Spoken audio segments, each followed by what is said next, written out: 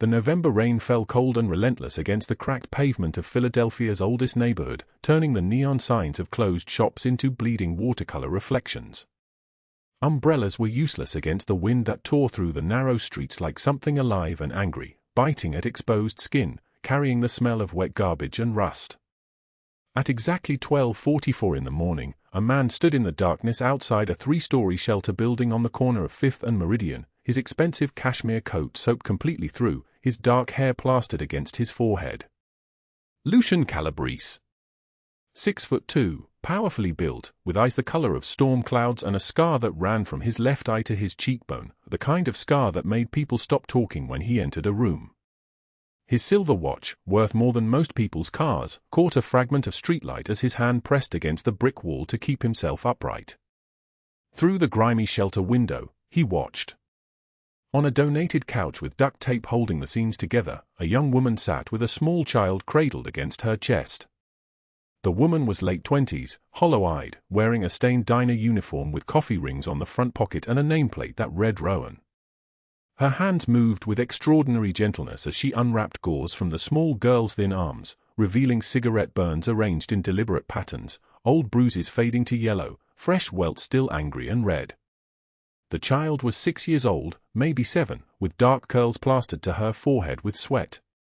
She trembled as Rowan applied fresh bandages, but she did not cry. She simply lay against the waitress's chest like a bird that had forgotten how to fly. Rowan began to hum. The melody was soft, barely audible even through the window, but it was a lullaby, the kind mothers sang to their own children, the kind that required a heart capable of tenderness in the presence of someone else's devastation. Her voice trembled like a candle in the wind, but she continued singing, one hand moving in slow circles across the child's back while the other secured the final bandage with careful tape.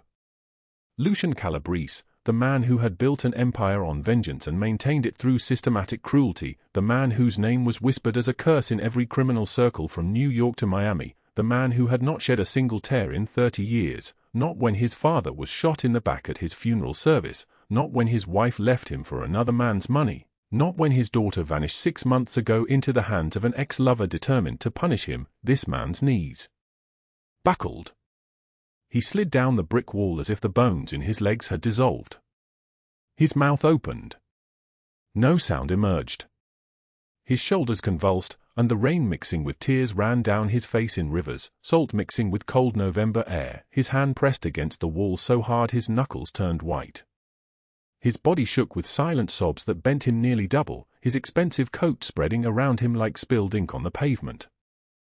10 feet back, standing in the deeper shadows where the streetlight could not reach them, Marco and Gino exchanged a look neither had seen in 15 years of working for their boss.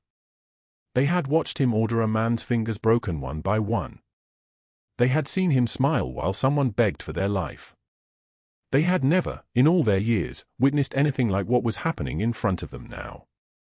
"Stay back," Lucian whispered, his voice shattered, barely audible above the wind. They did not move.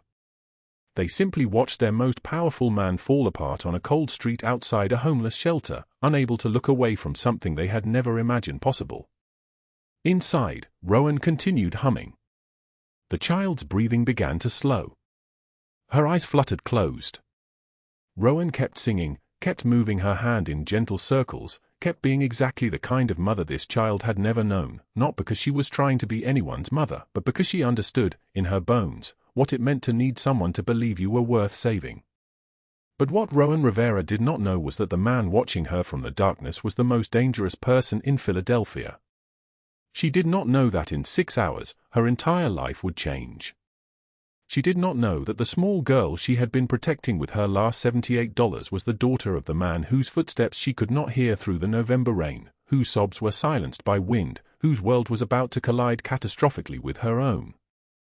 What she absolutely did not know was that this child she had named Emma, this child she had been feeding with the rice and beans she could barely afford, this child she had been bathing with dollar store soap and singing to sleep on a donated cot, was the key to everything that would happen next. The rain fell harder. Lucian pulled himself up the wall, his expensive suit jacket torn at the shoulder from the rough brick, his face soaked and raw. His hand trembled as he pulled out his phone. One text message. Marco and Gino would understand. Find out everything. In 17 minutes, Marco would discover that 3 weeks ago, a child matching the description of Lucian's missing daughter had been found behind the shelter's dumpster, beaten, terrified, refusing to speak for 6 days straight. In 19 minutes, he would identify the waitress as Rowan Rivera, 28 years old, employed at Sal's Diner on Atlantic Avenue, working double shifts to cover the $1,500 monthly rent on a studio apartment that was about to be taken from her in 12 days. In 23 minutes, he would learn that she had $78 in her bank account and a printed eviction notice sitting on her kitchen table, the deadline written in brutal red ink. In 24 minutes, Lucian Calabrese would make a decision that would reshape the entire landscape of Philadelphia's underworld. But before any of that, before the investigation began, before the money moved in its vast and terrible channels, before Preston Mercer realized what was coming for him, before Cordelia Blackwood understood that her games had attracted the attention of a man she could not possibly defeat, before all of that, the rain continued to fall on the city's oldest streets, and Rowan Rivera continued to hum her lullaby, completely unaware that her invisible life was about to become impossible to ignore. Now, let us go back. Back to where this story truly begins. Back to 3 weeks earlier, when Emma was still missing and Rowan Rivera was still just another waitress counting coins at the end of a shift, still invisible, still believing that her life would simply continue in this broken pattern until something inside her finally broke as well. The story begins on an October night, when everything changed because of what was found behind a dumpster, and nothing changed at all because the city did not care about invisible people. The story begins with $78 and a woman who believed that was enough. It begins with a man who had everything except the one thing that mattered. It begins with rain. 3 weeks earlier, the rain fell on Philadelphia like a curse that could not be erased. It came down in sheets across the narrow streets of the Northeast, drumming against fire escapes, pooling in gutters that had not been cleaned since summer, soaking into the fabric of a city that had forgotten how to be kind to people like Rowan Rivera. She stood at the corner of Atlantic and 3rd at 5:58 in the morning, her uniform already damp from the walk, her shoes leaving wet footprints on the diner's checkered linoleum floor. The uniform was white, stained at the hem from 3 years of double shifts, and it fit her the way a cage fits a bird, tight, necessary, impossible to escape. Her name tag read simply, Rowan. No last name. Just one word, like she was a single note in a song nobody was listening to. Rowan Rivera was 28 years old but carried the posture of someone much older, someone who had learned early that standing tall only made you a bigger target. Her hair was dark brown, pulled back in a braid that had come loose during her morning rush from the 4th floor walk-up where she paid $1,500 a month for a studio apartment with a window that faced a brick wall. Her eyes were hazel, the color of autumn leaves, and they held a particular kind of exhaustion that comes from counting money at the end of every shift and finding it was never enough. The diner was called Marco's, named after the man who owned it, though Marco himself rarely appeared before 9 in the morning. The owner preferred to sleep while other people worked. The kitchen smelled of yesterday's grease and strong coffee, the kind that had been brewing since 4 in the morning and tasted like metal and regret. Rowan tied her apron, white like everything else in her life, and clocked in at 5:59. 12 minutes later, the first customer arrived. An elderly man in a coat that had seen better years, carrying a newspaper that was probably older than his coat. Rowan poured his coffee without being asked. 2 sugars, a splash of cream. She remembered how he took it because she remembered how everyone took it. That was her gift and her curse. She noticed people even when they did not notice her. The clock above the kitchen door read 6:03. She had counted, carefully, exactly 47 customers by the time her shift ended at 2 in the afternoon. 47 people who sat in these booths, ordered these meals, left these tips that she would stretch across the next 12 hours until her evening shift began at 6. The lunch crowd was different from the breakfast crowd, businessmen in suits that cost more than everything she owned, their phones lighting their faces with stock portfolios and email chains, their eyes never lifting to see the woman pouring their coffee. One man left $2 on a $15 bill. Another left nothing. The third left exactly 18 cents in pennies, as if the gesture itself was somehow clever. By 1:45, when Rowan sat in the break room on a plastic chair that had a crack running through it like a lightning strike, she had made $38 in tips. $38 in 8 hours of standing, of smiling, of being invisible. She did not cry. Crying was a luxury. Crying required energy she needed to save for survival. At home, in the 4th floor walk-up with peeling wallpaper the color of old teeth, Rowan opened her purse and laid the bills on the kitchen table. The table was small, wooden, purchased at a thrift store for $12 7 months ago, back when she still had money for small purchases. $38 from the diner. $17 from the convenience store where she worked a 4-hour shift on Sunday mornings. $23 from the cleaning job on Friday nights. $78 total. This was everything. This was her entire net worth in the world, spread out in crumpled bills and 3 quarters. On the table beside the money sat the eviction notice. The paper was official, white, stamped with red ink that looked like blood. 12 days. The deadline was written in numbers that seemed to mock her, November 18th, 12 days to produce $2,400 or be removed from the premises by the landlord, Preston Mercer. Preston Mercer was 53 years old, broad-shouldered in a way that suggested he had once been strong before settling into cruelty instead. He wore gold chains over his chest, visible through the open collar of his shirts, and his smile was the smile of a man who had learned that intimidation was more profitable than kindness. He appeared at Rowan's door at 11 o'clock that night, knocking so hard the sound echoed through the thin walls. She opened the door. The hallway was narrow, lit by a single bulb that was dying. Preston Mercer filled the doorway like a tumor, like something that did not belong in healthy spaces. "You have the rent." His voice was smooth, but there was something underneath it, something dangerous, like a blade wrapped in velvet. "I will have it by the deadline," Rowan said. Her hands were shaking, but she kept them at her sides where he could not see. Preston stepped forward, and she stepped back. He stepped forward again. It was a dance, and he knew the steps. His shoulder came to rest against her doorframe, blocking any possibility of escape. The hallway smelled like his cologne, expensive and suffocating. "You know, Rowan," he said, and the way he said her name made it sound like something dirty, "we could work something out. You are a pretty woman. Rent does not have to be cash." His eyes moved down her body, lingering on her chest, her hips, her legs. The weight of his gaze was like a physical thing, pressing down on her skin. Rowan's voice came out steady, though she did not feel steady. "I will have it by the deadline." Preston leaned closer. She could smell the whiskey on his breath, underneath the cologne. 12 days, Rowan. Then you are out. Unless you reconsider my offer. Room 307, any night after 9. I am usually around. He straightened, brushed a finger down her cheek, and she flinched. He smiled at the flinch. Then he was gone, footsteps heavy on the stairs, the sound of the building door slamming shut with a finality that made her chest tight.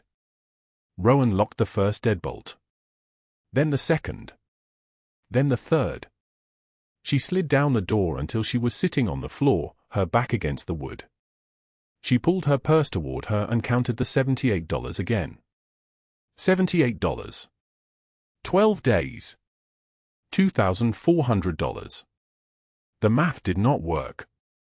The math had never worked, but it was especially clear on nights like this, when Preston Mercer reminded her that she had no options, that the only currency she possessed was her body, and that the city had a name for women who traded in that particular market. Morning came grey and cold. Rowan rose from the floor where she had spent most of the night, changed into her diner uniform, and walked 6 blocks to Marco's in the rain. The rain had not stopped. It continued to fall, steady and without mercy, soaking through her jacket, dripping from her hair down the back of her neck. The diner at 6 in the morning was nearly empty. A regular named Harold sat in the corner booth, reading the same page of his newspaper for the 3rd consecutive day. 2 construction workers occupied the counter, eating eggs and not speaking. Rowan poured coffee and said nothing and moved through the space like a ghost, like someone who had already learned to be invisible before actually dying. The door opened at 7:03. The man who entered was tall, easily 6'1", moving with the kind of controlled deliberation that comes from knowing exactly how much space your body takes up in the world. He wore a charcoal suit, tailored so precisely that every seam seemed to exist for a specific reason. The fabric was Italian wool, and it caught the light in a way that suggested it cost more than Rowan made in 4 months of double shifts. His shirt was open at the collar, white, expensive, showing a chest that was broad without being soft, muscular in the way of someone who still trained, who still maintained his body like an instrument of power. His hair was dark, cut short, silvered at the temples. His eyes were storm gray, the color of the sky before a tornado, and they moved across the diner with the quality of radar, taking in every detail, every customer, every exit. A scar ran from the corner of his left eye down to his cheekbone, thin and white, the mark of something sharp or something fast or both. On his left wrist, a gold watch. On his right hand, a platinum ring with a stone that caught light like frozen fire. Marco emerged from the kitchen, and something shifted in his body. His shoulders stiffened. His smile became automatic, the smile of a man who had just been reminded of a debt he owed. "Boss," Marco said, and the word carried weight like a stone. "I did not expect you this morning." The man did not answer. He simply sat at the counter, 3 stools from Harold, and said nothing. Rowan approached because it was her job to approach. "Coffee?" she asked, her voice the trained voice of 1,000 interactions with strangers, the voice of someone who had learned to be forgettable. "Black," he said. His voice was deep and solid like an oath, like something that once said could not be taken back. She poured the coffee with hands that had stopped shaking approximately 4 years ago and had not started again since. The cup was white, chipped on the rim, and the coffee steamed like breath. She set it in front of him and turned to go. "You work double shifts," he said. "Not a question." Rowan stopped. She turned back. "Yes," she said. "Every day?" 7 days a week. He was looking at her the way he had looked at the diner, the way he looked at exits and escape routes and things that mattered. "Why?" It was not a question people usually asked. People usually took the world as it was, with poverty as a fixed and unchangeable feature of the landscape. But this man was asking why, as if the answer might be something other than obvious, as if there might be another choice she had not considered. "I need to pay rent," Rowan said. "In 12 days. His eyes moved to her face, really looked at her, and something flickered across his expression like a match being struck in darkness. "How much?" She did not answer. It was not safe to answer. The truth was currency, and she had learned never to give away her currency to strangers. He turned back to his coffee. "You have been working here 2 years, he asked Marco. 3 years this December, Marco said quietly. The man nodded slowly. He drank his coffee in 3 swallows, stood, and reached into his jacket.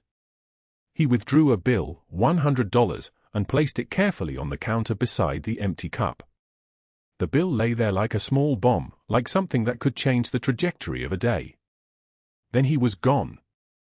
The door closed behind him, and the bell above it chimed once, a sound like a question being asked. Rowan stared at the bill. Rowan picked up the coffee cup. Rowan stood frozen, because it was not logical, because generosity like this did not exist in the world she inhabited, because she did not know how to process kindness when it appeared so suddenly and without explanation. Marco was watching her. "He comes here sometimes," Marco said quietly. "When he comes here, you are very careful. You do your job and you do not ask questions and you do not make eye contact unless he makes it first. You understand?" Rowan understood. She understood the way you understand danger, the way a small animal understands the presence of something larger and more powerful. She used $80 of the 100 for groceries that afternoon.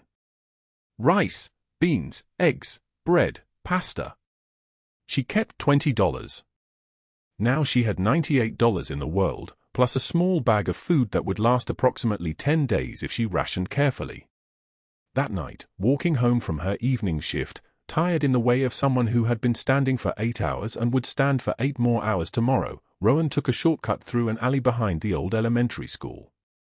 The rain had not stopped. The rain never seemed to stop in Philadelphia, as if the city itself was weeping about something it could not explain. Behind a dumpster, partially hidden by cardboard and shadow, there was a small shape. Rowan stopped. She approached slowly, the way you approach something wounded, something that might lash out in fear. In the darkness, she could barely see, but she could feel it, the presence of something small and terrified. "Hello?" Rowan whispered. A child emerged. A girl, maybe 6 years old, with dark hair matted with dirt and something darker. Her arms bore marks that Rowan recognized immediately, burns, fresh burns, the kind made by cigarettes or hot metal. The girl's eyes were wide, enormous, containing nothing but fear. "Are you lost?" Rowan asked. The girl did not speak. She would not speak. She simply stood there, shaking, wearing clothes that were torn and filthy, no shoes, no jacket despite the November cold. Rowan did something then that did not make sense by the standards of survival. She took the girl's hand, so small, so fragile, like holding a bird, and said, "Come with me." They walked for blocks to the 24-hour drugstore. Rowan spent $18 on bandages, antibiotic ointment, and soup. 12 more on a basic shirt and jacket from the discount bin. She spent the money she had been saving, the money that was supposed to last until the end of the week, the money that brought her closer to eviction. The girl ate the soup in Rowan's apartment, sitting on the bed that was also a couch, that was also a desk depending on the time of day.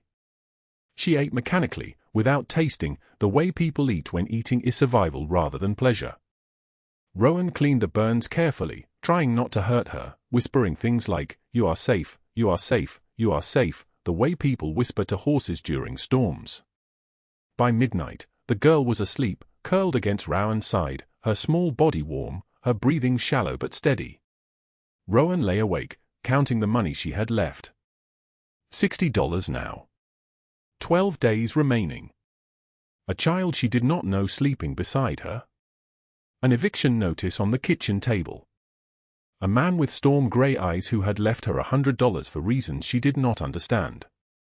At that exact same moment, across the city, in an office on the 42nd floor of a building that bore no name and no indication of what happened inside, Lucian Calabrese received a phone call. Marco's voice came through, cautious, respectful, afraid. "Boss, you need to see this. That waitress, the one you asked about, Rowan Rivera, she just brought a child to her apartment. A young girl. Scared. Something is very wrong here." Lucian said nothing. He was looking out the window at the Philadelphia skyline, at the rain falling on the city, at all the invisible people moving through the streets below, carrying their secrets, their debts, their small acts of kindness that nobody witnessed. "Find out everything about that girl," Lucian said finally. "Everything. And put someone on the apartment building. I want to know every person who comes and goes." The phone went silent. Then, "Boss, if I can ask, why do you care about a waitress?" Lucian looked at his reflection in the window. He thought about his daughter Emma, missing for 6 months. He thought about the way Rowan had counted her money like it was sacred. He thought about the way she had offered kindness to a strange man who had done nothing to deserve it. Because, Lucian said, she is not invisible. Not anymore. The November rain fell in sheets against the windows of Lucian Calabrese's penthouse office, 42 stories above Philadelphia, where the city lights blurred into watercolor smudges of gold and red. He stood motionless at the glass, his reflection ghostly in the dark, a man of 47 with silver threading through his black hair, a scar running from the corner of his right eye to his cheekbone, a geography of violence mapped across his face. His suit was charcoal gray, tailored in Milan, worth more money than most people earned in a year. On his wrist, a gold watch that had belonged to his father. In his other hand, a photograph of a girl with dark eyes and his smile. Emma. 7 months gone. The door opened without a knock. Marco entered, his broad shoulders filling the frame, his expression careful. In 20 years of loyalty, Marco had learned to read the silences. This silence was different. This silence was breaking. Any word? Lucian's voice came out like gravel. No leads. The FBI is still spinning wheels. The trafficking networks are silent. It's like she vanished into smoke. Marco moved closer, his Italian accent thick with exhaustion. We've put pressure on every corner of the city. Every gang, every network, every person who moves children across state lines. Nobody knows anything. Or nobody is talking. Lucian turned from the window. His eyes, storm grey and burning, fixed on Marco's face. Someone always talks. Not this time, boss. Gino appeared in the doorway, younger than Marco by 10 years, his hands shoved deep in his coat pockets. We got something. Not on Emma. On the Rivera woman. The waitress at Marco's diner. Lucian's expression didn't change, but something cold stirred in his chest. Gino continued, pulling out his phone. Security feed from the shelter on 5th Street. Recorded last night at 11:24 p.m. Watch. The video was grainy, black and white, captured from a building across the alley. A young woman entered the decrepit brick shelter, carrying a small child wrapped in a donated blanket. The woman's clothes were soaked through, her dark hair plastered to her face. But it was the way she moved that arrested everything. Careful. Protective. The way someone moves when they are carrying something sacred. Then the camera angle shifted. Inside the shelter, the same woman sat on a worn couch, and Lucian's breath stopped. The child in her lap had his daughter's face. Emma. She was alive. Breathing. Her small arm wrapped around the woman's neck, her head tucked against this stranger's chest. The woman was singing in Spanish, her voice trembling, her fingers gentle as she cleaned cigarette burns from Emma's thin arms. Each burn was a scar. Each scar was a month of torture compressed into the evidence of his failure. Lucian watched the video for times without speaking. Marco and Gino exchanged glances. In 2 decades, they had never seen his hands shake. Run a DNA test on the child, Lucian said finally. Discreet. Use Dr. Castellano's lab. Results only to me. You think she's... Marco started. Do it. The phone call came back 48 hours later. Marco's voice through the speaker, careful and quiet, it's her. Emma Calabrese. 99.9% match. Lucian closed his eyes. His daughter had been in that shelter for how long? Days? Weeks? Being cared for by a waitress he had never met, who was apparently drowning in her own poverty. He spent the next 5 days investigating. The name that emerged was Rowan Rivera. 29 years old. Widow. Her husband Daniel had died 18 months ago on a construction site, a safety violation, an accident that had been covered up by corrupt inspectors. The construction company was called Pinnacle Development. The parent company was Calabrese Holdings. His company. A company so vast that he employed thousands and knew the names of perhaps 50. Daniel Rivera was not one of those 50. The debt that appeared after his death was catastrophic. Hospital bills, funeral costs, medical debt for pre-existing conditions that insurance wouldn't cover. $85,000. Rowan had been working 16-hour days for 18 months, and she was still drowning. Her apartment was in foreclosure. The eviction notice bore a date in red ink. 12 days remaining. She had $78 in her bank account. Lucian sat alone in his office at 2 in the morning, November rain streaking the windows, and felt something he hadn't felt in 20 years. Guilt. The kind that wrapped around your spine and squeezed. He made a decision. The next evening, Lucian followed her. Not as himself, not as Lucian Calabrese with his men and his cars and his reputation. He wore a dark jacket with the collar up, blending into the November rain like another ghost in the city. She finished her shift at the diner at midnight, her thin jacket soaked through, her movement slow with exhaustion. She walked 12 blocks to the pharmacy, counted coins from her pocket, enough for children's bandages and antiseptic, nothing more, then continued to the shelter. He watched her through the window. Watched her sit on the donated couch and pull Emma into her lap. Watched her clean those cigarette burns with hands that trembled. Watched her sing a Spanish lullaby while his daughter, traumatized and broken, rested her head against this stranger's heart for the first time in 6 months without screaming. Lucian slid down the alley wall, the rain soaking through his coat. His shoulders shook. Marco found him there 10 minutes later, rain mixing with tears on a face that had not cried since his father died 30 years ago. "Boss," Marco said quietly. "Come on." The next morning, Rowan poured coffee at the diner with the same mechanical efficiency she showed every customer. When she reached Lucian's table, her hand didn't shake. She was a professional. This was her job. "You work a lot of hours," Lucian said. She glanced at him, dark eyes, exhausted, beautiful in the way that surviving breaks you. "Rent doesn't pay itself. I know about the eviction notice. $85,000. 12 days remaining." Her hand froze. Coffee sloshed onto the counter. "Who are you?" "Someone who wants to help." Rowan stepped back, creating distance. Her voice turned to ice. "I don't need help from strangers. And if you're here about the child you're protecting. Her name is Emma. She's my daughter." The coffee pot slipped from her hand. Lucian caught it before it shattered. His voice was steady, almost gentle, which somehow made it worse. "My daughter was taken 6 months ago. I've turned this city inside out searching for her. And you found her in an alley and used your last money to keep her safe." Rowan's face went pale. "You're her father?" "Yes." She gripped the counter. She was hurt. Cigarette burns. She wouldn't speak. Rowan's voice cracked. "She needed someone. You did what I couldn't. You protected her."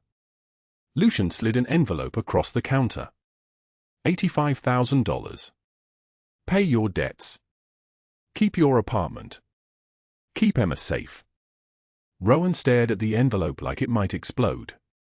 "Why?" she whispered. "Because you saved my daughter's life. And because her suffering connects back to my company, to a negligence I didn't know existed. Let me pay the debt. Not as charity. As justice." She pushed the envelope back. "There's always a price with men like you. I'm not paying it. There is no price." And when Lucian said it, his voice carried the weight of a man who does not negotiate. "But I need Emma somewhere safe. Away from the city. Away from whoever took her. I have a place, a lodge in the mountains, 2 hours north. Secure. Private. I need you to come with us. You and Emma. Just until this is resolved." Rowan looked at this man, expensive suit, expensive watch, scar like a warning. She thought about Emma's nightmares. She thought about her eviction notice. She thought about the $78 in her bank account. "I'll need 2 hours to pack," she said finally. That evening, Lucian brought Rowan to his office building to handle the paperwork for the debt payment. In the lobby, they encountered a woman in her mid-50s, immaculate in a cream-colored suit, her smile sharp as a surgical blade. Cordelia Blackwood. Her business was destroying people's reputations for a fee. She had once been useful to Lucian. Now she was simply dangerous. "Lucian, darling," Cordelia said, circling Rowan like a shark sensing blood. "Who is this? She looks familiar. Do you work at the diner on 5th? Cordelia's eyes traveled from Rowan's stained uniform to the bruises still visible on her throat. "A waitress? Really? You're losing your standards." Rowan lifted her chin. "Better a waitress than someone who destroys people for a living." Cordelia's expression froze. Then she smiled, and it was the most dangerous thing in the room. "You should learn to be quiet, dear. You have no idea what I can do to people like you." The 3-hour drive north took them through the November night, sleet accumulating on the windshield. Emma slept between them, her small body curled against Rowan's side. Rowan watched the city lights disappear in the rearview mirror and wondered what she had just agreed to. Behind them, 2 black SUVs followed at a distance, Marco and Gino inside, their eyes sharp, their hands never far from the weapons beneath their jackets. What Rowan did not know was that Cordelia was already making calls. What she did not know was that, by morning, stories would begin spreading through Philadelphia's elite. Stories about the waitress with the bruised throat. Stories that would destroy her before she could even understand the rules of Lucian's world. And what Lucian did not know was that Preston Mercer had never accepted rejection. That Mercer had powerful allies. That this was not over. The mountain lodge stood isolated against the November darkness, surrounded by pine trees and the sound of wind that carried snow. The stone lodge exhaled warmth as Lucian carried Emma through the heavy wooden doors, her small body wrapped in a cashmere blanket that cost more than Rowan's entire year of rent. Outside, November had transformed into something white and merciless. Snow fell in sheets so thick you couldn't see 10 feet ahead. The wind howled through the pines like something alive, something hungry. Rowan followed behind, her single duffel bag clutched against her chest, watching as Marco and Gino moved through the perimeter with practiced efficiency, securing the property with the kind of attention most people reserved for prisons. The lodge itself was stunning in a way that made her chest tight, floor-to-ceiling windows overlooking a frozen lake, a massive stone fireplace that rose 2 stories, timber beams aged to the color of old leather. Everything here whispered of money. Old money. The kind that didn't apologize. Storm supposed to last through Wednesday, Lucian said, lowering Emma onto a velvet sofa near the fire. His voice was steady as always, but there was something different in how he moved around his daughter, careful, deliberate, like she was made of glass. Roads will be closed. We're isolated out here. That's the point. Rowan nodded, not trusting her voice. Through the windows, she watched the snow accumulate, 1 foot, then 2, then the measurement became impossible. She'd never seen silence this complete. No traffic. No sirens. No neighbors for 10 miles in any direction. That night, after Lucian had carried Emma upstairs and settled her into a bedroom with rose-colored walls and a view of white pines, Rowan sat on the floor beside the child's bed. Emma's breathing had steadied into sleep, but her small hand gripped Rowan's sleeve like an anchor. Lucian appeared in the doorway, a silhouette against the hallway light. He didn't speak. He just watched as his daughter, this child he'd moved heaven and earth to find, trusted this stranger more than she trusted him. Something in his jaw tightened. Something in his chest broke. 200 miles south, in an office on Rittenhouse Square, Cordelia Blackwood sat with her phone pressed to her ear, her cream-colored suit immaculate despite the hour, her gray eyes sharp as winter. "I want everything," she was saying, her voice smooth as poison poured into tea. "Every debt, every mistake, every skeleton in that girl's closet. By morning, I want Philadelphia's elite to know exactly who she is." Her assistant, Daniel, hesitated. "But Mrs. Blackwood, what if there's nothing to find? What if she's clean?" Cordelia's laugh was cold. "Everyone is dirty, Daniel. Sometimes you just have to dig deeper. Or fabricate more convincingly." She smiled at her own reflection in the window. "Truth is what we say it is. Call the society page editors. Call the finance columnists. I want her painted as a gold digger, a criminal, a woman who preys on powerful men. Start with her work history. If there's nothing there, we'll create something there." By the next morning, whispers had begun spreading through Philadelphia's elite like a virus. Rowan Rivera, fortune hunter. Rowan Rivera, thief. Rowan Rivera, a woman with a mysterious past and expensive tastes. None of it was true. All of it was being believed. At that same hour, in a cramped apartment on Frankford Avenue, Preston Mercer stood in his kitchenette and stared at the empty envelope on the counter where he'd found $85,000, cash that Rowan had left behind, that she refused to touch, that represented her only protection against him. he pocketed it with trembling hands. Then he made calls. To loan sharks. To men who dealt in threats and violence and broken limbs. To the kind of people who didn't forgive, who didn't forget, who dealt in permanent solutions. Rowan Rivera, he said into his burner phone. She owes people money. Big people. I know where she is. I know how to find her. There's a finder's fee if you bring her back. What Preston didn't understand, what he couldn't have understood, was that those loan sharks answered to a man named Victor Castellano, a rival Lucian had destroyed 10 years ago in a war so complete that Victor had died in a federal prison cell, but his organization had lived on, waiting, always waiting for an opening. And now they had found one. 22 days into the blizzard, with the lodge surrounded by 4 feet of snow and the world reduced to white silence, Rowan woke at 3:51 in the morning gasping for air. The walls were closing in. The fireplace shadows danced like demons. She could feel the weight of every debt, every bruise, every lie Cordelia was spreading about her through Philadelphia's carefully curated drawing rooms. She could feel Preston's hands on her throat. She could feel Emma's trust and Lucian's intensity and the terrible, impossible weight of a life she had no idea how to navigate. She pulled on boots. A coat. She stepped out onto the lodge's porch. The cold hit her face like a slap. Her breath froze in white clouds.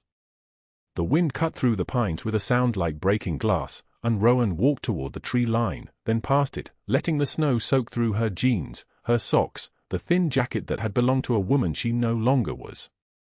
She thought it would be easier to keep walking. To let the white take her. To stop drowning. To stop fighting. One more step. Then another. Then, Rowan. It was Emma's voice. Thin. Frightened. The first full word the child had spoken in weeks, not mommy or papa, but Rowan's name, pushed out into the November darkness like a prayer.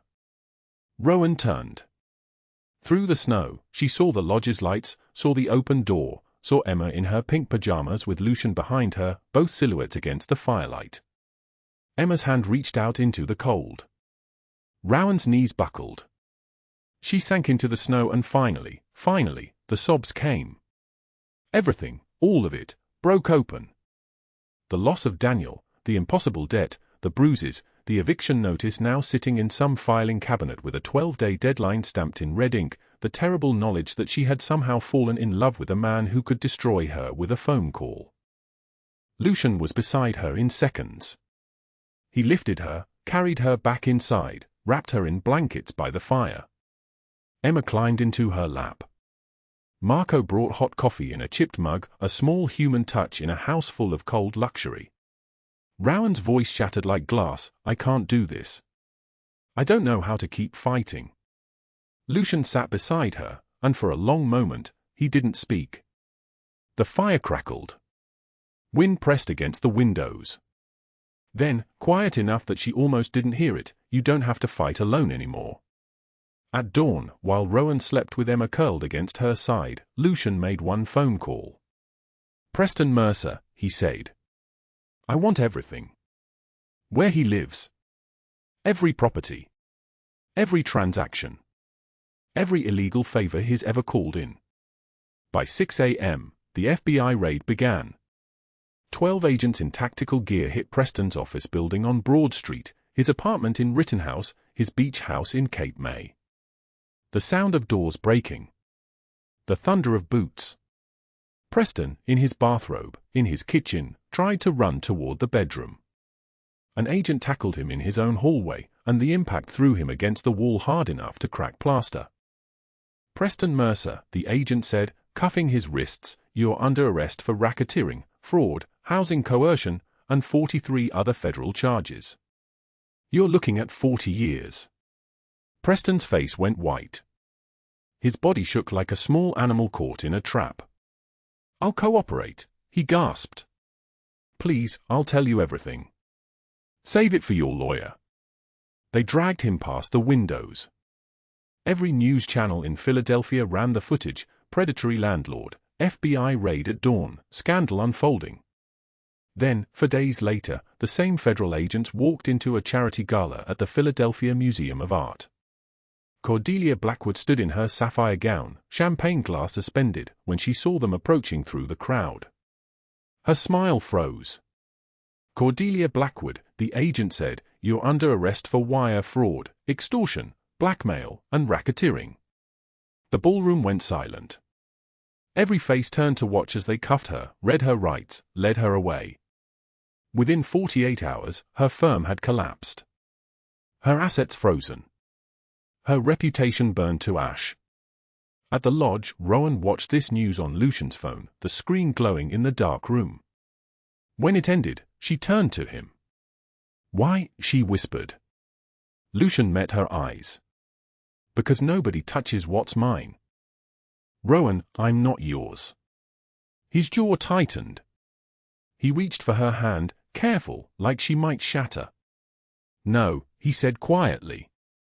"But I'm hoping someday you'll choose to be." Outside, the snow had finally stopped falling. The roads were beginning to clear. And Rowan realized, sitting beside this man in a lodge surrounded by dying embers, that the person she'd become wasn't the invisible waitress anymore. She was someone who'd chosen to stay. Emma sat cross-legged on the lodge floor, colored pencils scattered around her like fallen soldiers, when she looked up at Rowan and asked the question that would change everything. The 7-year-old's voice was small but steady, a voice that had spent weeks learning to trust sound again. "The bad man said my daddy didn't want me anymore." Rowan's breath caught. She set down the blanket she'd been folding and moved to the fireplace, where Emma had drawn the picture, a small stick figure labeled me and a larger figure labeled Daddy, separated by a wall of black scribbles. The lodge around them was quiet except for the occasional crack of the fire, that sound of wood surrendering to flame. Outside, snow still covered the mountain, but the roads below were finally beginning to show pavement. They could leave tomorrow if they wanted to. Rowan knelt beside Emma, careful, always careful, as though the girl were made of something that might shatter at a careless touch. "That was a lie," Rowan said quietly. "Your daddy has been looking for you every single day." Emma's eyes, Lucian's eyes, that same storm gray, filled with doubt. "Then why didn't he find me?" The question hung in the firelit air. Rowan chose her words like someone choosing stones to build a bridge. "Because bad men are good at hiding. Really, really good. They know tricks that make it hard for good people to find things. But your daddy never stopped looking. Not for one single second. He loved you too much to ever stop." Emma was silent for a long moment. Then she turned back to her drawing and picked up a blue pencil. She drew a line from the stick figure to the larger one, breaking through the wall of black. "Like this?" "Exactly like that," Rowan whispered. From across the room, where he sat in shadow with a glass of dark liquid he hadn't touched in an hour, Lucian watched this exchange. His jaw was tight. His hands were still. Marco stood near the doorway, pretending to look at his phone, but he was watching too. When Lucian's eyes glistened, Marco exchanged a glance with Gino, who stood by the window. Both men had worked for Lucian Calabrese for 15 years. Both had seen him order men eliminated for looking at him wrong. Neither had ever seen him cry. "He's different," Gino muttered. Marco nodded slowly. "Softer. I never thought I'd see it." The fire crackled. Emma drew another line, and then another, until the black wall was crossed with color, blue and red and yellow and green. She climbed into Rowan's lap without asking permission, the way she'd started doing in the past 2 weeks, her small weight settling against Rowan's chest like a question being answered. Lucian set down his glass. He stood and walked to them, each step deliberate, and when he knelt beside his daughter, Emma didn't flinch. She held up her picture. "I drew you finding me," she said. Lucian looked at the colored lines breaking through the darkness. His throat moved. "It's perfect," he said, his voice like gravel wrapped in silk. Emma leaned against his shoulder then, her small body between his and Rowan's, and for the first time since they'd taken her 6 months ago, she seemed to breathe without fear. That night, after Emma was asleep, Rowan and Lucian sat by the fire. The December wind howled against the lodge's windows, but inside, warmth held them in its amber glow. The roads below were clear now. They could leave tomorrow. Lucian sat on one end of the couch, Rowan on the other, and between them stretched the space of everything that still needed to be said. "What happens now?" Rowan asked.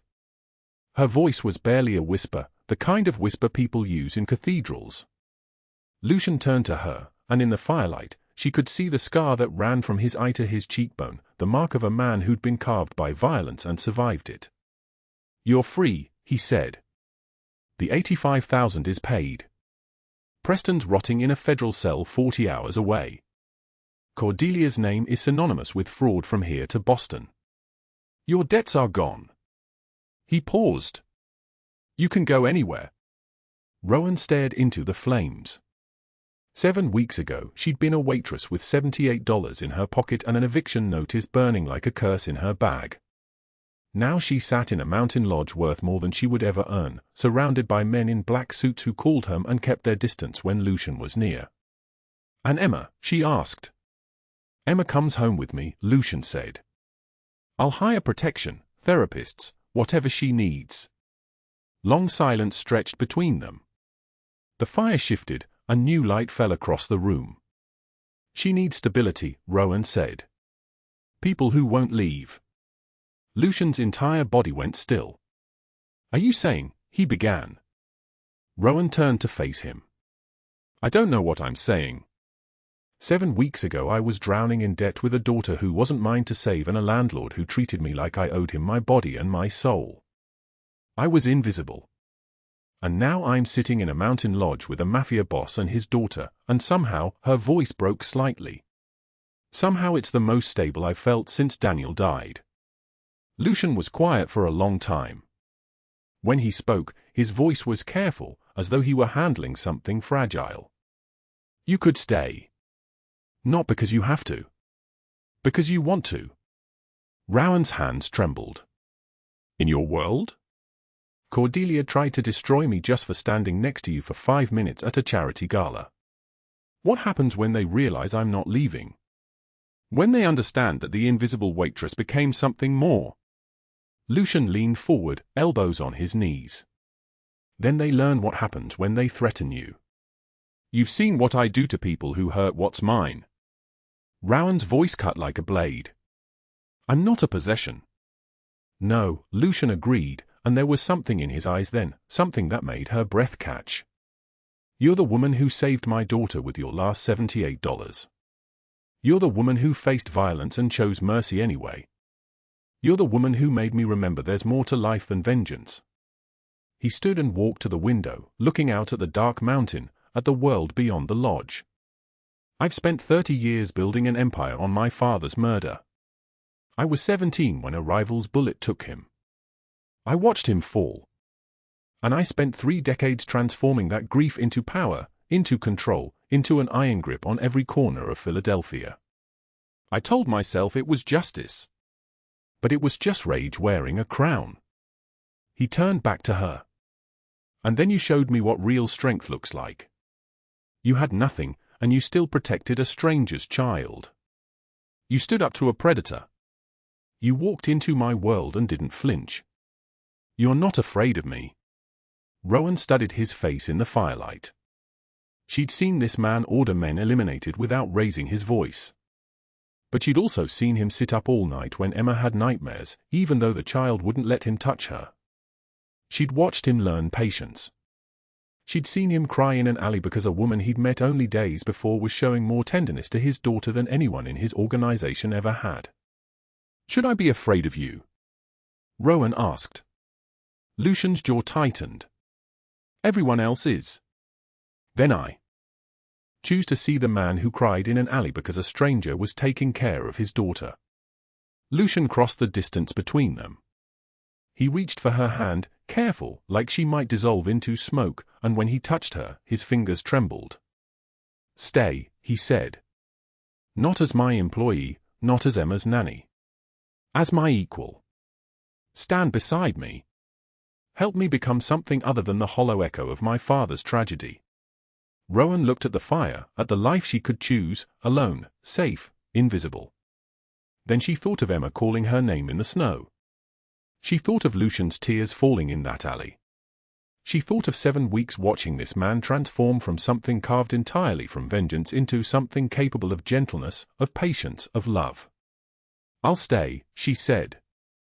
"Not because I need rescuing. Because I choose to." They returned to Philadelphia on December 16th, and Lucian didn't hide Rowan. He introduced her to his organization as the woman who'd saved Emma, who would be part of his household, who was under his protection. Marco and Gino spread the word through every corner of the city. Anyone who threatened her answered to Lucian personally. The elite who'd whispered Cordelia's lies fell silent like stones into water. Rowan stood at Lucian's penthouse window, overlooking the city, Emma's small hand in hers. The lights of Philadelphia stretched below them like a map of possibility. Emma pressed her forehead against the glass. "Is this home now?" she asked. Rowan's throat tightened. She looked at Lucian, who stood watching them both with an expression like someone witnessing a miracle he never believed would happen. "Yes," Rowan answered. "This is home." Lucian stepped closer, completing the circle. "Together," he said. 6 months later, on a June afternoon when the city was warm and the sky was clear, Rowan stood in an office with her name on the door.